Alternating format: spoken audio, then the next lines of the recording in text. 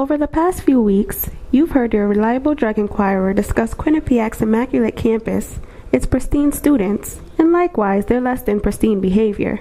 You know about weed, you've heard them talk about it and why they use it, but we have yet to hear them speak on the ever-popular alcohol consumption, recent weed legalizations, and what this could mean for future generations. I caught up with a few Quinnipiac students who had a lot to say about both alcohol consumption and weed in generations to come. Well, I think that they're both very prevalent on the Quinnipiac University campus.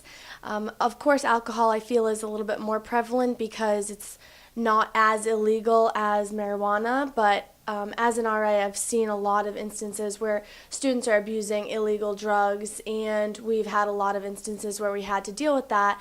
And having a small amount of marijuana would probably get you a fine, but the larger the amounts you have, the more trouble you're going to get into.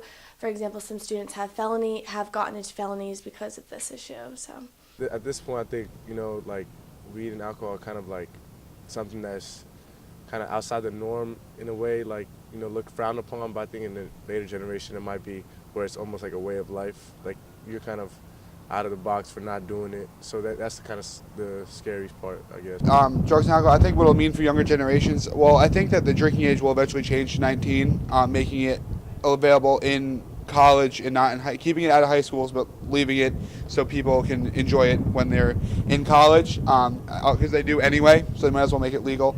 And for marijuana use, I think as long as they can regulate it, I think that as long as they make sure that people can't, drive while high and they can, without doing a blood test for it, I think that there's no reason why that I would really affect them. I mean, with weed and alcohol, for future-wise, for the generations to come, I don't see it having much of a positive impact, because when you do look at movies like The Hangover and just different movies that they publish and stuff like that, people get drunk to do stupid stuff. People get high to do stupid stuff. You look at the movie How High, there was nothing good coming out of that movie. And exactly, so yeah, it wouldn't have a positive impact at all. I don't see why they should legalize it unless it was for money-wise, for the economy. But other than that, then they should just not have weed legalized.